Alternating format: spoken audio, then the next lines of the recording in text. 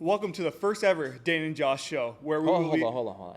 You had a week and a half to figure out a name, and you came up with the Dhane and Josh Show? Look, we're live. Dude, I don't Welcome to the first ever Dhane and Josh Show, where we will be talking all things sports, sports legends of Buffalo, and of course ourselves.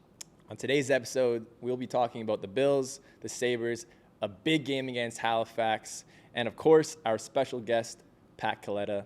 Let's get to it.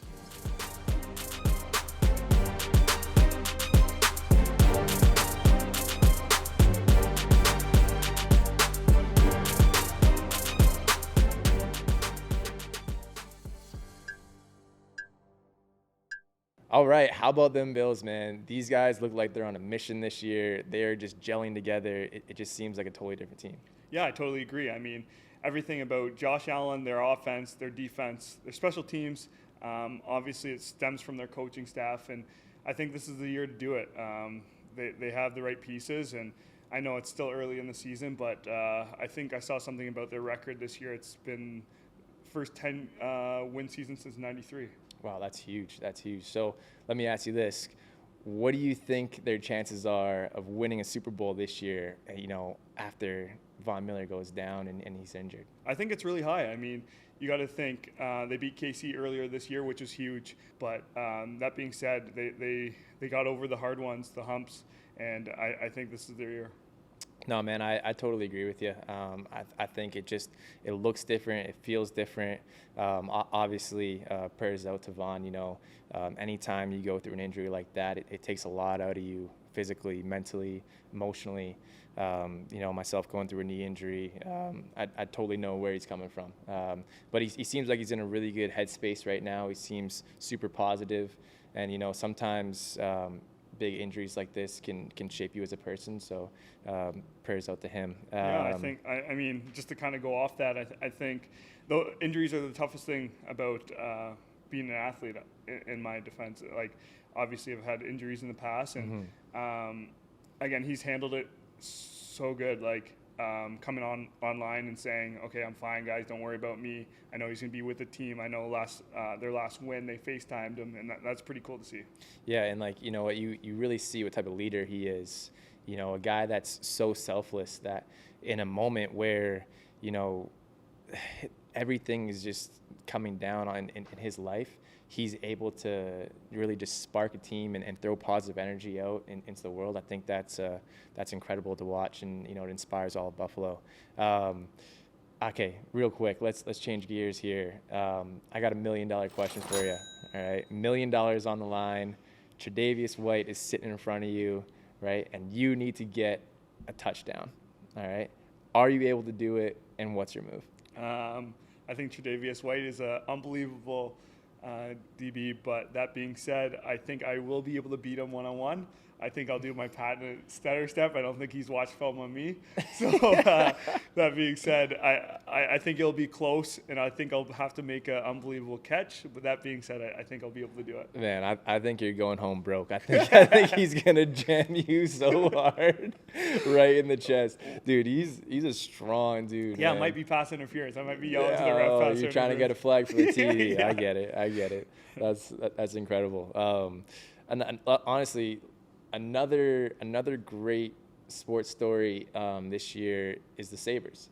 The Sabres have been doing extremely well lately. It feels like they have a really good mix of young talent, some older vets kind of coming in. Seems like they have really good leadership, as well as their coach. The coach seems like he really knows what he's talking about. How are you feeling about the Sabres this year? Yeah, I think everyone's bought in this year. I mean, in previous years, they've had a similar team. I think last year was kind of a learning curve for them.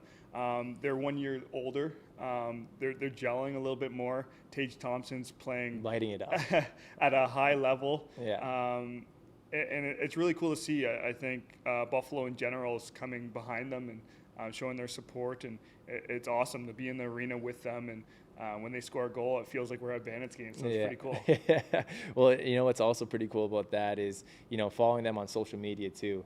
And like you see like the little things that they're doing that just really feels like very team orientated, whether it's Tuck giving his patented woo at the end, or they're going through the lineup at the beginning of the game. They just seem like they're having fun with it, and that's key is really just enjoying the game and playing for each other. So to see all that stuff, it's really cool to see Buffalo sports coming together like that. Yes, I totally agree. I'll have a question for you. What do you think about Tage Thompson's play this year? I think the guy's just been on fire. We've been watching him for the last couple of years, kind of getting called up, getting put down, and even back then, you're seeing this guy just like dangle people, and he's just an absolute monster on the ice. Sometimes you see him coming past the Bandits locker room on the skates, and you're looking up at him. I'm like, I'm 6'3", and I'm looking up at this guy on skates. And I'm like, how is anyone stopping this guy? Right. He's an absolute monster. But no, it's really cool to see a guy like that kind of come into his own and step up in a big way for the Sabres, and I think they really needed that. Yeah, even seeing him in the gym sometimes, and obviously doing sled pushes with every plate in there. Pushing the sleds while we're doing one plate aside. It's kind of embarrassing, but I mean, that's why they pay him the big bucks. And it's pretty cool to see a player like that, a young player who just had a kid as well. And you kind of can go one or two ways, and he's definitely taking the high route and getting a big contract like he did. Again, you can take the money and run, or you can show up, and I think he showed up this year. Yeah, big so time. I have $1 million on the line. You have a penalty shot. Are you going to bury? And what are you going to do? Ooh. I mean, for me, is the arena packed? The arena is going to be packed. Set the mood. So you're going to have 18,000 plus fans cheering for you. You have to score to kind of win the game. At the end of the day, I think I'm burying. I'm this might be fake confidence. Played hockey till I was 16 years old, but I'm going the old patented leg kick. Forehand, backhand, it's going cheese, and I'm going to watch the water bottle pop off the net. I think you're playing too much NHL. You must have downloaded the new NHL, because I've seen that goal one too many times. Yeah, he might read it, but you know what? It's something that like it's crazy because like growing up, you think about that stuff, right? Like you think about playing pro hockey, especially both of us played hockey growing up, and it's cool when you can kind of you get that opportunity in lacrosse as well. So I remember a couple of years ago, I had, I think, 2 penalty shots, and you're sitting there and you're like looking around like, man, this is the dream. This is pretty much what I was dreaming about. You have all this pressure, and it's like, oh, you can't not score. if you don't score, you feel like such an idiot. And I had somebody ask that the other day. It's funny you said that. It's like it's got to be pretty simple to score on a penalty shot in lacrosse, and I'm like, it's not that easy. Like, yes, you're probably supposed to. But that being said, it's a little ball, small net, big goalie. It's not that easy. Yeah. I don't know what my career shootout is, but yeah. So, actually, speaking of lacrosse, obviously we have a massive matchup against Halifax coming up here. It's always such a huge rivalry between us and Halifax, dating back to when they were the Rochester Nighthawks. I know when you were in the league, it was a totally different team. Sorry, when you first came into the league, walk me through what it was like playing against that Rochester team in that barn and against those other players. Yeah, it was really cool. I mean, things haven't changed all too much as far as fan base. You still see all of Buffalo show up. It feels like it's a Buffalo Bandits away game. It's really cool to see. That being said, back in the day, they had Vino. Now we have them. Thank God. It's changed a lot. They were on their three-peat. They were an unbelievable team back in the day. They had a lot of old veteran guys that you didn't want to play against. They would block shots like crazy. And were you on the team with when you were like when Joe Walters was playing? I was. He was there when they were winning the three-peat, right? Games and stuff like there, that. Yeah, it was really hard to win in that arena. It felt like home though. It was really cool. And now that they've kind of moved away from there, things haven't changed as far as the rivalry. I think it's still just as important. I know they move obviously to the same team necessarily. Mm-hmm. So I'm going to ask kind of a similar question. What's it like playing in Halifax? For myself, I've only got to play one game. I was injured a few of the other games. So is it different? What's it like? So, I mean, to be honest with you, like my first taste of the whole Buffalo-Rochester rivalry was my rookie year. And a little quick story here. I remember literally standing beside, I think it was Chase Fraser, and we were in Rochester, and the music's playing, and me being young and kind of an idiot, I was dancing, having a great time, and we ended up getting blown out like 16-4 in our first game, and that was kind of just an absolute nightmare. And like the next practice, our coach at the time was just calling me out, being like, "You think this is all fun and games? You're dancing all." I'm like, "Oh man!" Like it was a quick wake up call. But now that the team's moved to Halifax, it's a bit of a different dynamic because obviously you're not just driving down the road anymore. You got to take a flight to get to pretty far out East Coast. It's windy. It's windy, and I'm not a great flyer, as you know. Right. I'm not a big flyer. I don't know. Whoever's idea it was to put a bunch of people up into the sky in a metal contraption and fly it across the country, I don't like that guy. So the other part about it is I think the fans in Halifax have really taken to that organization, which is really cool to see. I think they've done a really good job at promoting it. They call it the Nest now, and they really blast music and they pack that place. So it's always a really cool environment to play in, for sure. Yeah, and obviously this Friday, the 30th, we're going to be playing for the New Year's game. The boys are looking to put a stamp on 2022 with a big divisional game. Yeah, man, it's gonna be a lot of fun. I know both teams are probably super fired up about this one, and it's gonna be a clash of the Titans. I'm pretty fired up.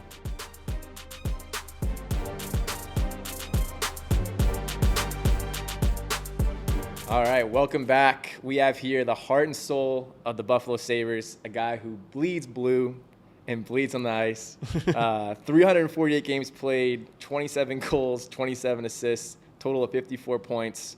542 penalty minutes, standing at a generous 6'1", and weighing in at about questionable 206 pounds. Buffalo's own Pat Kaleta, man. Thanks for coming, man. No, thanks for having me. Yeah, I love hearing those stats. I was really lighting the lamp. So. But no, it was as you said, I grew up here, loved my Sabres, my Bills, my Bandits, my Buffalo sports. If I'm not playing, I'm in the stands. So it's a pleasure to play for my hometown. Yeah, we're glad you were able to take some time to talk to a couple average lacrosse players, below average, if you could say that. What have you been up to lately? So work for the Buffalo Sabres as a youth hockey ambassador. With a group, I help run the Buffalo Junior Sabres, and that's 7U all the way up to 18U. I have my foundation that I still do a ton of work with, the HITS Foundation in Western New York, Buffalo area, and then just overall being around the rink and enjoying time with my son, him playing hockey, and trying to keep myself busy, during the day. Yeah, we follow you on social media, and we're pretty close with you. But kind of talk about your vacation you just went on. Yeah, so we decided to go to Ireland for Thanksgiving, and must be nice, eh? Yeah, it was a nice little 5-day trip, but my fiance's family was going over there. Her little sister is traveling abroad in Europe, so we're like, all right, let's go to Ireland for Thanksgiving. And the major thing we needed to do was to make sure the Bills game was on in some way, shape, or form that we could watch. And we found a pub, bar, whatever you want to call it, and watched the Bills beat the Lions. Other than that, there was we had a couple cocktails a few of the nights, Sounds about right. a couple tours of the Guinness and the JMO factory, it was just a overall experience of being able to now not playing to go travel and see some of the things that I have yet to see. It's just a really cool experience overall. Well, what's really crazy, and because I just came back from Dublin probably a few weeks before you were there, and the culture is just so different, right? Like the way they are just so much more like relaxed. Everything's kind of slower based.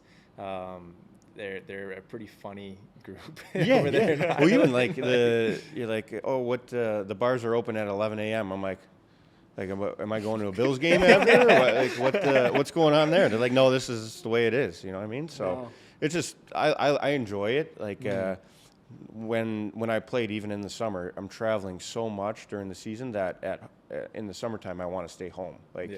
And now I'm home a fair amount, other than traveling in youth hockey, and now I enjoy going to see places and checking it out and doing, like I said earlier, doing things that I normally didn't really have time for. I had a month off, which for me is recovering from surgery, and then getting back to training during the summer.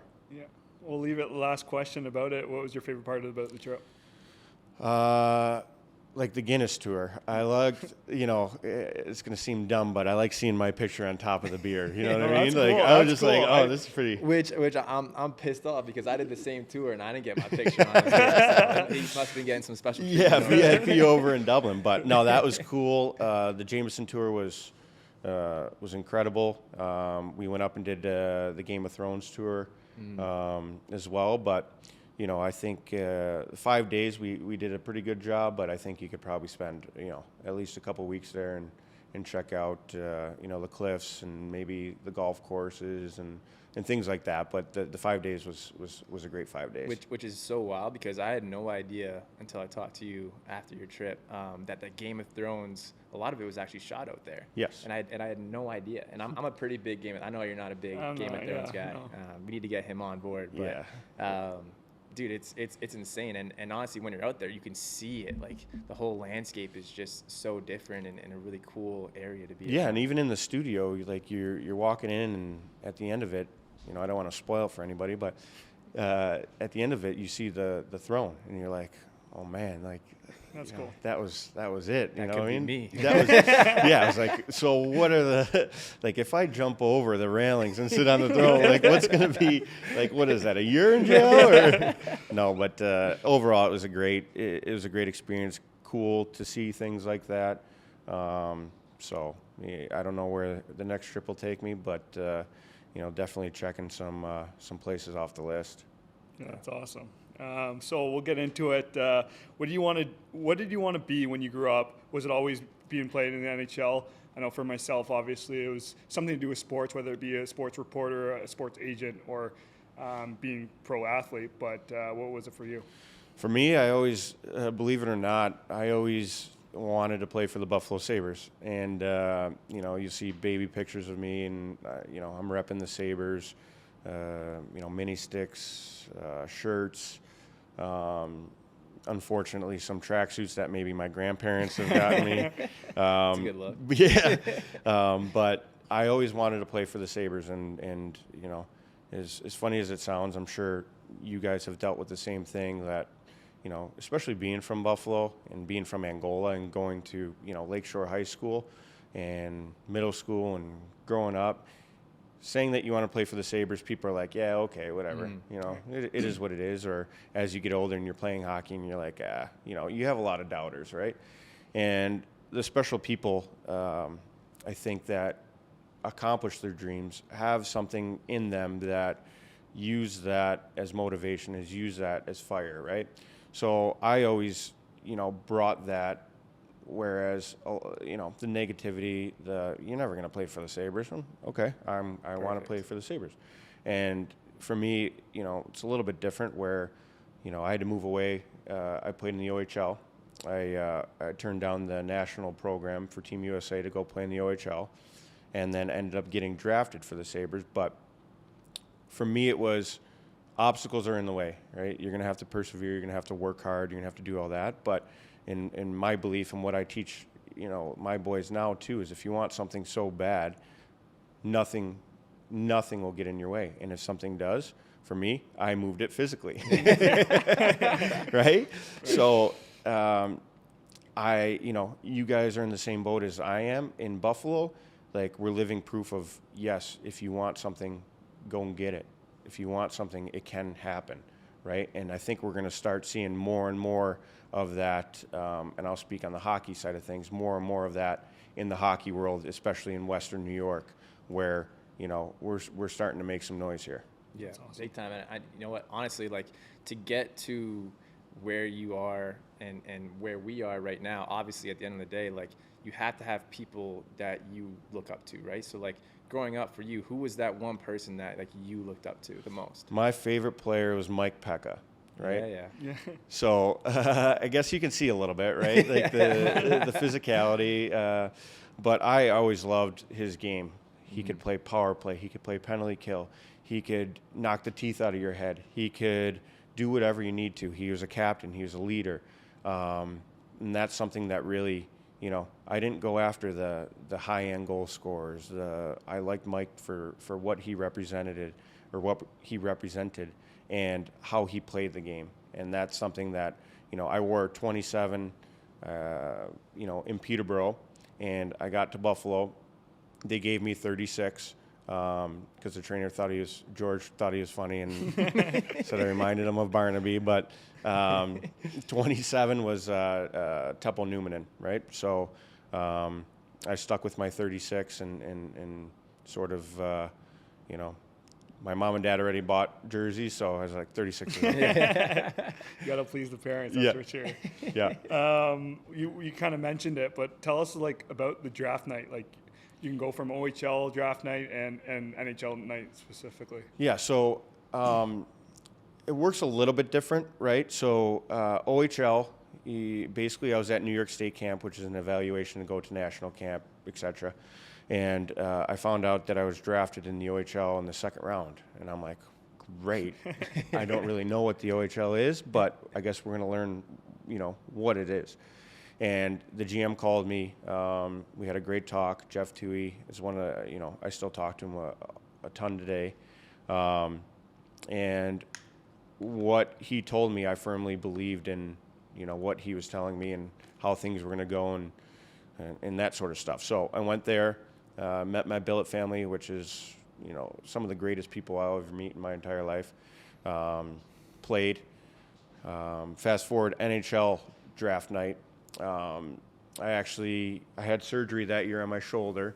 I had 28 points, nothing crazy. I was still, hitting people with with some force, and that sort of separated me. And I was rated way low, but in the 6th round, Buffalo ended up selecting me. So I didn't go to the NHL draft. I was rated too low to go there. It's kind of just like, one of those guys that'll just be sitting there and, right. I'll be the only one in the building yet when I'm drafted. So I graduated high school from Lakeshore on Saturday and drafted to the NHL on Sunday. That's incredible. That's actually unreal. And I just have a quick question from that.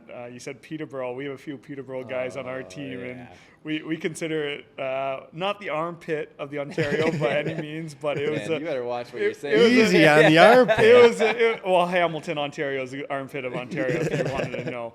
But just a greasier spot. How was it for you? I loved it. I absolutely loved it. During the beginning of the season, we'd get to see Lakers games there, right? You're right.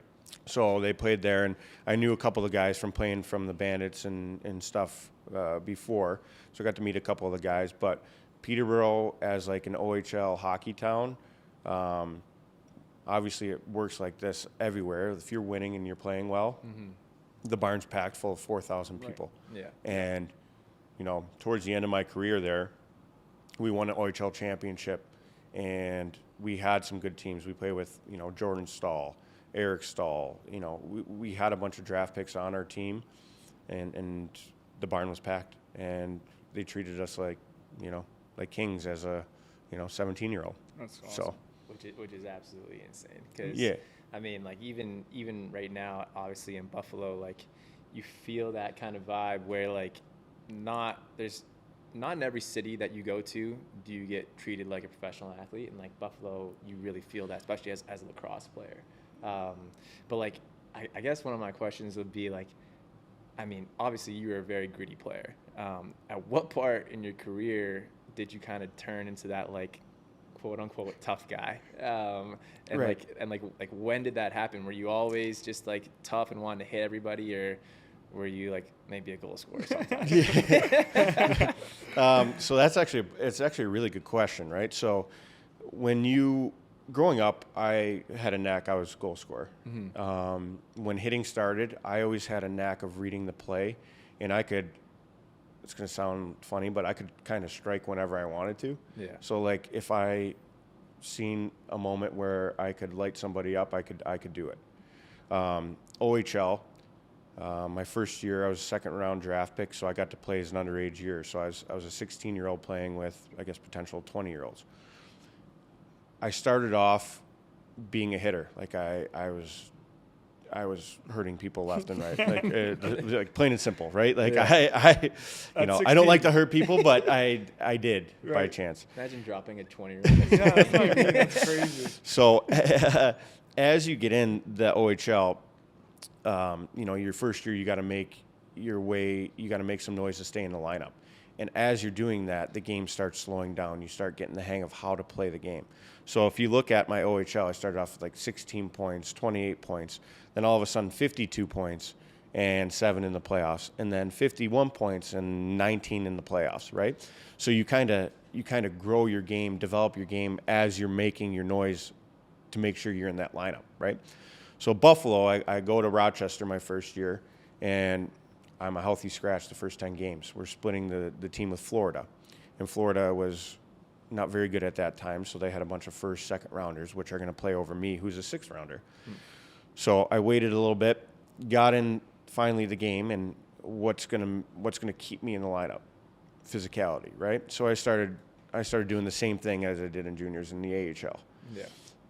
Running people, blah, blah, blah. Next thing you know, Sabres have some injuries. A couple of our skill guys are called up, Drew Stafford, Clark MacArthur, Mikey Ryan. I get a call, and they're like, yep, you're getting the call. You're going up. I'm like, oh, my God. Who is this? Yeah. Who is this? How old are you? How old are you? 20. 20 first game. 20? Yep, 20. Nice. So I was like, all right, yeah, real funny, guys. Yeah, sorry, Captain. Yeah. So it's like they call you up, and at that point, I haven't played a preseason game at all. Like, so going into this game versus Ottawa, my first time wearing the jersey that I grew up wanting to wear my whole life. Right. Get in, get ready, how I'm feeling. I got a huge dump in my pants, you know what I mean? My legs are hard as rocks because of the adrenaline. I can't move. Right. I'm nervous. I'm going to puke. Get a couple shifts in, couple games going, and then Drury gets hit by Chris Neal, and I get sent out there, and we got a brawl, right? Line brawl, and that was your first game. Yeah, the goalies fight. This is the Ray Emery. Yeah, that's my first game. Way. Yeah. Oh my goodness. Yeah. So I guess long-winded answer for that, but in order for me to even play for the Sabres, right, you got to do something that's going to keep you in the lineup. That's different. Right. I'm not going to outscore Vanek. I'm not going to outscore Briere. Yeah. I'm not going to outscore Drury. I'm not going to be that player. Right. What's going to get me on this team is what I brought physically. And that's one thing that, like, honestly, we're coaching kids, and there's some skilled players, but there's some players that are trying to find that what they're good at and whatnot. And it's like, it's those little things that, like, find a thing that people don't do, whether it be, obviously there's a lot of goal scorers, there's a lot of people that do that, but like obviously your thing was hitting or whatever it may be, being aggressive or beating people to a loose ball for lacrosse or whatever it may be. And we try to pride ourselves in teaching that to other kids because they don't see it at that young age. They're like, we want to score goals. That's 100%. where all the glory is. But if you want to make that next step, you have to kind of change your game a little bit. But this is like a great story kind of to show kids that, like, you have to be able to kind of change the way. And I know for myself, yes, I was lucky enough to be a goal scorer growing up, but then I went to the pro level and they put me out the back door. My coach told me, he's like, if you play bad at the back door, you're going in the press box. You're not going the O door. And I'm like, Just a lost puppy. I'm 19, 20-year-old hearing this, and I'm like, okay, like I got to figure out the defensive end. And I know as I'm getting older, yes, offensive I need to put up the points. I need to help my team to the best of my ability. But as I get older, there's going to be guys that are going to be better than me, going to take my spot. So I'm going to have to find a new part of the game. It probably won't be hitting guys through the boards or anything like that, because I wasn't a tough guy necessarily. But it's going to be picking up those loose balls, leading by example, doing those little things. And I totally understand where you're coming from. But hold on. I need to go back to this Ottawa line brawl, because I had no idea that was your first game in the league, which is That's absurd. Yeah, it's a really good first game. That is, Because to be honest, you'll never forget that. We tried to look up some film, and the only film we saw of you in it was on your back end. Oh yeah, So walk us through that entire moment. Like I can only imagine now, looking back at it. It's your first game. You probably have got family, friends, the city where you grew up in. And it's like, hey, kid, you know what? Go make your mark and fight right now. I just get the tap. And, as a hockey player at that moment in time, it's like an unwritten rule. You know what's got to happen, right? Right. Mm-hmm. And I'm like that anyways. So if, I'm friends with somebody and somebody chirps them, I'll be the first one to be like, nice and politely, obviously, be like, no, you get away. Yeah. You know what I mean? Yeah. So, Chris Drury, right? I grew up watching him. He just got hit and he's bleeding all over the place, and I'm on the team. So guess what's going to happen? So I line up and I start off a little bit with Heatley, right? Which he's like, who is this? Right. Yeah. Smiling, just what I mean? That smile that pisses people off. Yeah. So we start. Puck is dropped. Next thing you know, Mersey's swinging for the fences at Spezza. Petey's running around the ice trying to fight whoever. Yeah. And then I ended up locking up with Chris Phillips, he's like a farmer, right? He's so strong. Yeah. Right? And I'm not moving him, right? And I'm already drained anyways because my adrenaline and all that kind of stuff. So I'm moving him. I'm like, I can't get free. And we wrestle for a little bit. Me personally, we wrestle for a little bit. They gave me a 10-minute misconduct. I go in the, but then Petey's ripping around, fighting goalies. Yeah. That's exactly. I'm like, man, because I'm watching this and I wish I would have known, but I'm looking at. I'm like, okay, Ray Emery and Byrne are going. Yeah, which Marty didn't. No, he won none of it. No. I'm sitting. I'm like, this is unreal. And then watching it back, I'm like, is that Petey going after Emery? Oh yeah. And I'm like, this is. So I guess what I want to know is at the end of the game. Did you guys have fines for the boys? Because I don't know if that's a fine. If you're going and fighing, you're fighting the goalie, man. It's weird. It's a weird thing, but it's good for you. I don't know. Yeah, if anything, you're buying them a beer. Yeah, right. Petey, we love it. Maybe a little bit overboard, but guess what? Never seen that done before. So the funny part is, we finished that game. I ended up getting my first NHL point on Clark MacArthur's first NHL goal. We win in a shootout. The next game, I believe it was the next night, if I'm not mistaken, we're playing Ottawa again. And they insert Brian McGrattan, which is a tough guy. So Petey was going to have to fight him. And I end up getting a hold of McGrattan against the boards right on the bench. And I think I might have broke his ribs. And Petey was like, thank you, Patty. We were going to have to go, and you basically softened him up for me. Yeah. You know what I mean? So we played Ottawa back-to-back, and but that sort of stuff, it brings teams together. Right, Is as weird as it sounds, a fight, sticking up for each other, it brings you so close. Right. And I get to, my roommate was Andrew Peters for I think 4 years, right? Dmitry Kalinin, Andrew Peters, Ryan Miller. I can only imagine what the conversation's going on in that room. Well, yeah, I went from watching cartoons with Petey to the debate with Millsy. That's awesome. So we had one huge question, we kind of went through the same thing, but what's it like standing in front of a sold out Buffalo arena full of family and friends, and even whether it be we had kind of knowing that you're about to fight somebody, or just even scoring your first goal, what's it like? Or is it totally different feels, I'm sure? Yeah. So it's just an experience and a feeling I can't really describe it, but we talked about mindset a little bit, right? So like my mindset going into every single game is I was playing for my city. And I just wanted to make everyone proud to be a Buffalonian. Like we get chirped on for, whatever it is, like the Bills losing, the Sabres not winning a Stanley Cup, etc. Especially during the time I was there, right? I just wanted to make everyone proud to be like, that's our guy. Right. And whether it's fighting, whether it's rarely scoring a goal, or whether it's blocking a shot and breaking my hand 3 times, you know what I mean? Yep. Or blocking a shot in my face, you know what I mean? Like I did it not only for myself, for Buffalo. So that's what it was like for me. Awesome.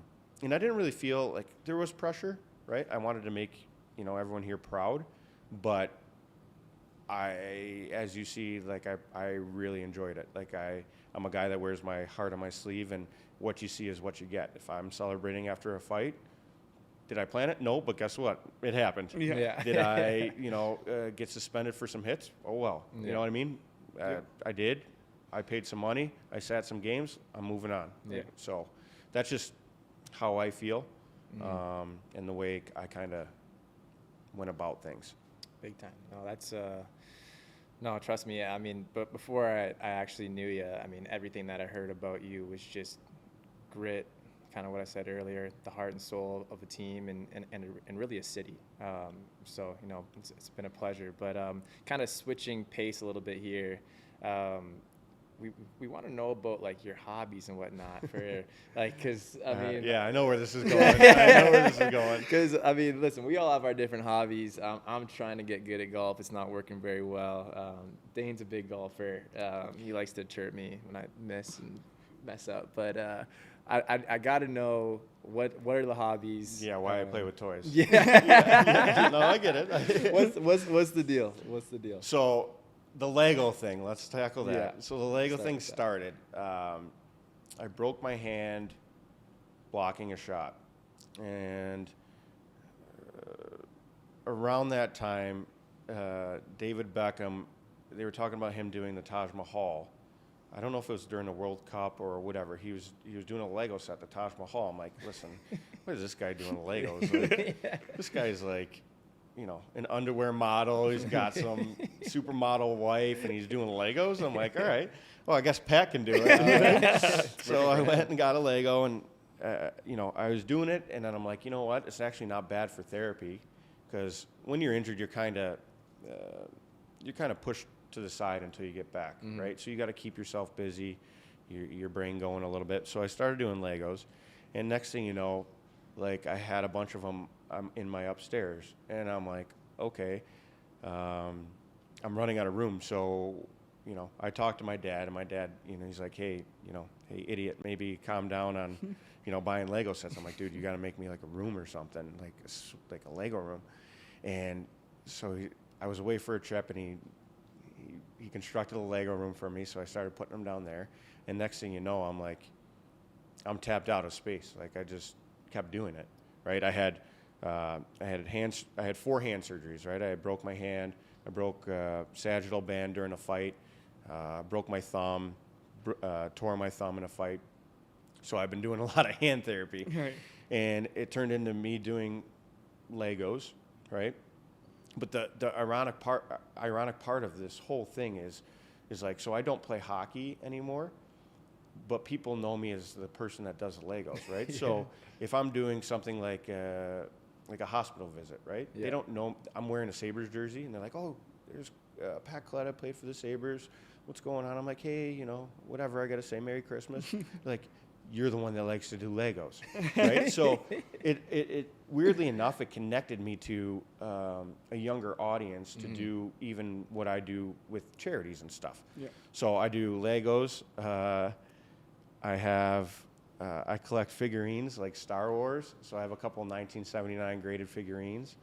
During the lockout, I started doing cards, like football. I do football, baseball, basketball. I have like Marvel and DC statues. And my newest thing lately has been like autograph jerseys. So, No way. you know, Why haven't you asked for one of ours? well, I'm working on building the new house, so when I plan it out, you know what I mean. But no, I like it, and you know, weirdly enough, even in today's world, like, it's odd.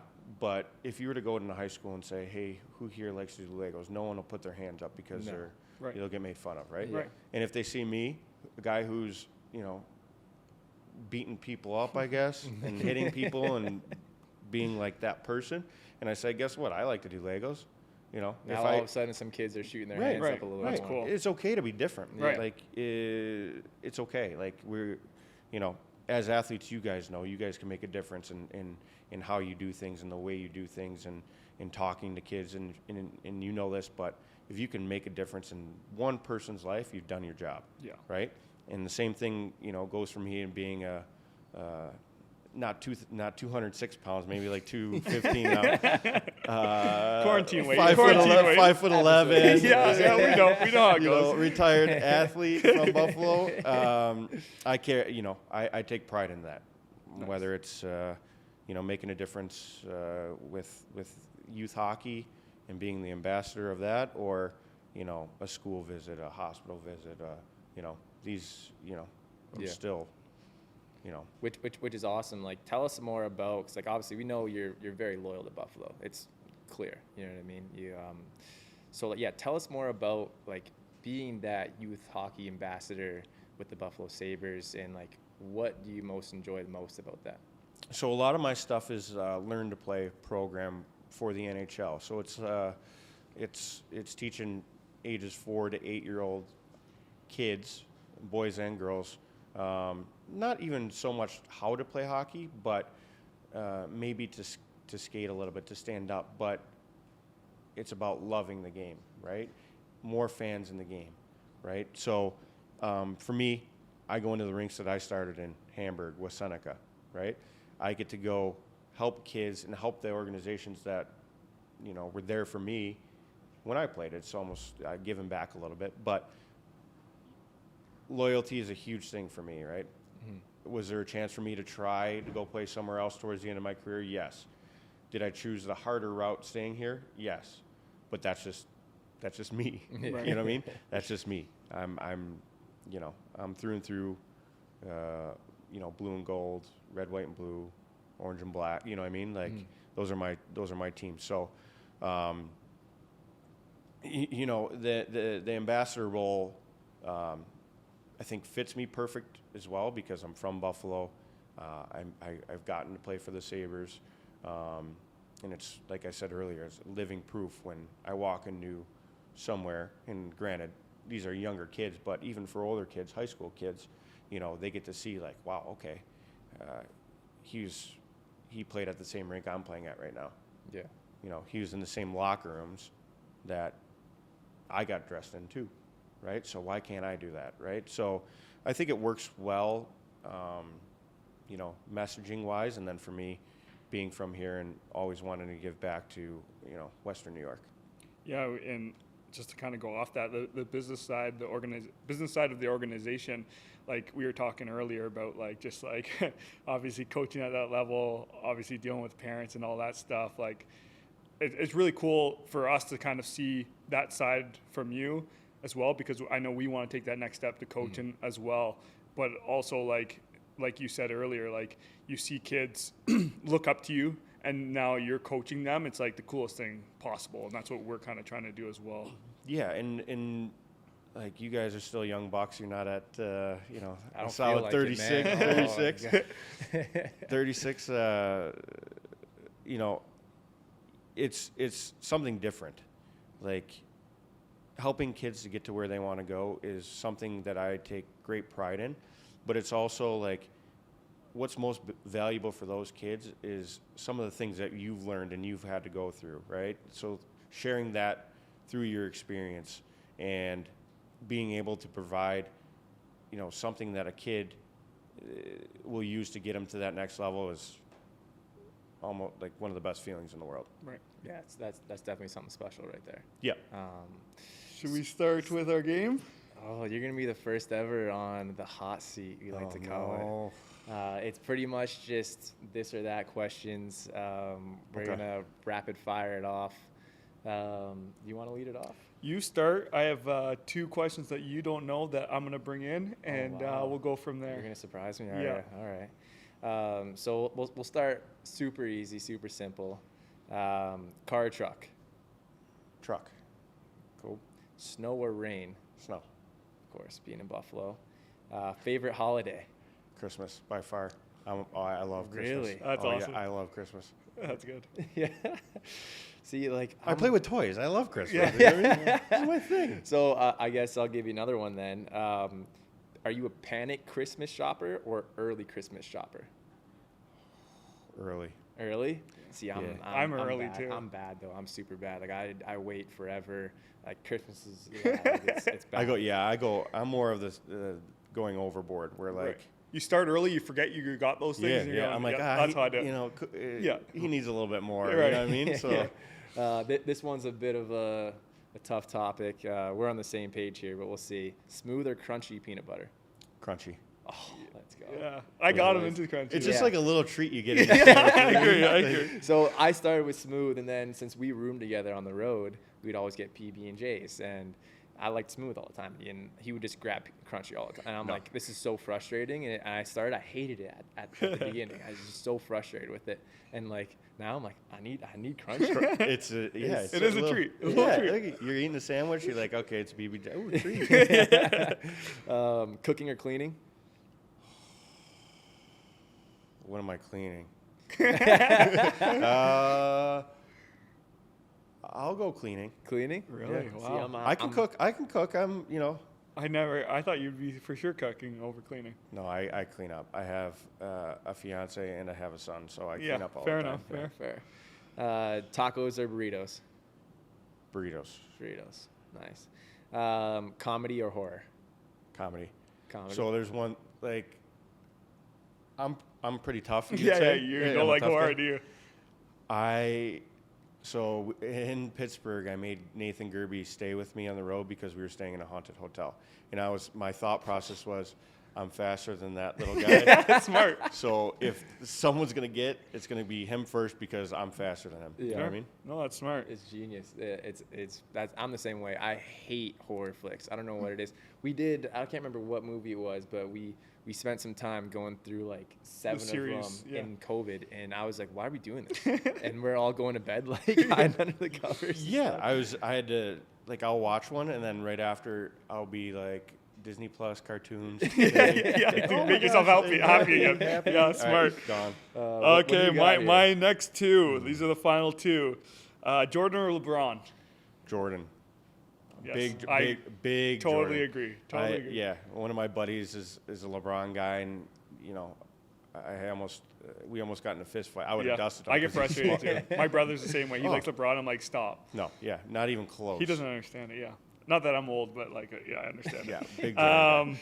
Okay, Drake or Taylor Swift for most influential? Don't mess this up, please. Don't mess See, this up. I No, don't, be honest. See, I don't really know. I would. The only thing that's pushing me towards Drake is my fiance's uncle is Jack Armstrong. That he's the announcer for the Raptors. You're right.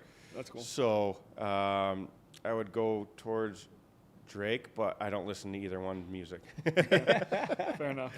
So, It's Drake by a million. I'm sorry. It's not even close. It's not even well, close. there's a debate going on, but my girlfriend actually brought up the Taylor Swift, and she would like to argue your point. But we we'll can get go into whenever that we want. Should another we bring her on time. the show? Do we need to do that? You No, wanna start we don't bringing need to your put her girlfriend on the show. Is that what it is? No. But I can't go anywhere without it. Yeah, we just want to thank you for taking the time to be a part of the first ever Dhane and Josh show, I believe.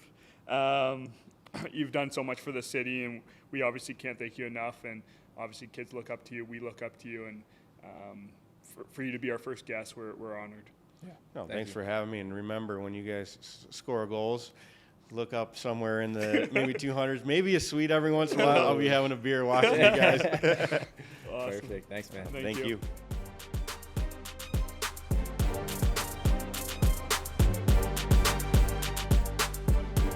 Man, that was a really cool conversation with Kaleta. You know, seeing everything that he's done and what he means to Buffalo is truly an inspiration, I know, for both of us. So I'm really happy that we got him on first for our first ever show. I agree. But so next month we'll be taking questions from you, the fans. So keep an eye out on Bandits social media channels. We're going to be asking you guys to submit your own questions for us. But for right now, we have the next best thing, I guess. And that is we're going to be taking questions from some teammates. I don't know how this is going to go, but first off, we have Klooch. And his question is, who's the best dressed on the team? I think this is a bit of a layup here because I don't know how you can mess this up. So selfishly, I do want to say myself, and I think all the fans want to say myself as well. That being said, I'm going to be generous, and I'm going to say between Matt Spanger and yourself. Wow. How about you? I'm going to ask you the same question. You think the fans think that it's you, hey? Well, I got voted best dressed. You don't think it's because they feel bad for you? It could, yes. Yeah, it could be that. It looks like you got dressed in the dark, buddy. Yeah, I don't know. I would have to. You know who actually surprises me sometimes is OC. Weirdly, he's like under the radar. He's got like his little quarter zip. No, have you ever been to a function with him? He looks like he's an old man going to like a golf outing. Yeah, which I think that's kind of coming back in style. Yeah, I guess a little bit. It could. Okay, Max has a question. NLL player you grew up watching? So for me, there's a bunch of different ones. The main one who literally played in my backyard in New Westminster, BC, was Jordan Hall. He was a guy that played for the Salmon Bellies. He was a lefty, super athletic, would score at will. But most importantly, he worked his ass off at all times. This guy was just a complete workhorse. And I remember, he probably doesn't remember this now, but literally I went to almost like our school program now. They were running an assembly. I remember seeing him up on stage and like shaking his hand and stuff. And it was really cool, especially with doing our school program, kind of that full circle moment. So he was a guy that I really tried to model my game after. And it was definitely one of the guys that I looked up to. Okay. How about you? Who's your guy? So I have to say three. We can pick three? Well, I can't narrow it down. One being Dan Dawson, who's still playing in this league, and we actually have a matchup against him pretty soon. It's kind of weird to say because I've played with him, I've played against him. Next one was Mark Steinhaus, who everybody knows in Buffalo. He was the type of guy that liked to put a show on, wear those orange shoes. His hair was unbelievable, and I always like being different, so it's kind of watching him kind of play and put the ball in the net. That was really cool. And then, of course, my cousin Billy D. Smith. Nothing alike. We do not have the same game at all. I will not be in the penalty box. He's always in the penalty box. But obviously, growing up, him being family and stuff like that, he brought me to my first ever NL game. He was definitely a guy I looked up to. Well, I mean, if we're cheating on this, Dan Dawson was also a guy that I grew up watching a lot, especially when he played for Victoria out west. And seeing the way he moved and maneuvered was always incredibly spectacular. So next question would be from Bucky. Would you last longer in a fist fight with Priolo or a wrestling match with Vino to submission? Last longer? Last longer. Okay. You're dead either way. I'm sorry. Regardless, I wouldn't agree to either. And I'm going to have to say Vino only because I could maybe run away for a second. I'd rather be a part of something with Steve because he would just knock me out right away. I'd be done. But that's what my answer would be. But we'll go to the next question because it's very similar. Mickey, would you rather run 5K with Pre or workout or do a workout with Vino? I mean, I hate 5Ks. I'm not a 5K guy, so I think I'm gonna have to, just go for the weights with Vino and live with not being able to walk for 2 weeks straight, because the guy is an absolute just unit out there, which is still mind blowing to me because he's the oldest guy on our team and he looks the best without his shirt on too. Like, I'm like, dude, what is going on like that? And it's obviously it's the way that he lifts weights. He's an absolute animal in the gym, and I would hate to spend a week with him because you wouldn't come out alive. It's almost worse than fighting him. So one of our last questions comes from Dalton. Of course, this comes from Dalton. Very, very hard-o question. But the question is, what motivates you the most? There's a lot that motivates me personally. My family, my mom specifically. She obviously brought me up and since I was a little kid. So she got me into lacrosse, all that type of stuff. And then obviously Buffalo itself, being drafted here in 2012, being in front of 19,000 fans, there's nothing like it. But I'll ask you the same question. What motivates you? Yeah, I mean, obviously, my family, the route that I took to get here, to get to this place, but mostly it's what I'm going to be remembered for. There's going to be a time where both you and I are sitting here, maybe, hopefully not in these chairs, but we're going to be sitting down talking, and our days of lacrosse are going to be gone, and there's only so much that you're going to be remembered for, and I'm hoping that's an extremely hard-working person, a great teammate, and somebody who just loves the game. So that's kind of the legacy part of what you're going to be remembered for that I really want, and that kind of is what motivates me. Wait, so you're saying we can't last till 46 like JT? No, I don't think man, the way our bodies are built right now, especially if we keep running 5Ks. Well, don't forget, our next home game is December 30th. You can find those tickets at bandits.com. Yeah, stay tuned for our next episode. We might actually bring on someone who didn't get punched in the face as a career. Yeah, that's it for us. Thanks for tuning in to the first ever Dhane and Josh Show. It's been a pleasure, and we'll see you guys next time. Thank you.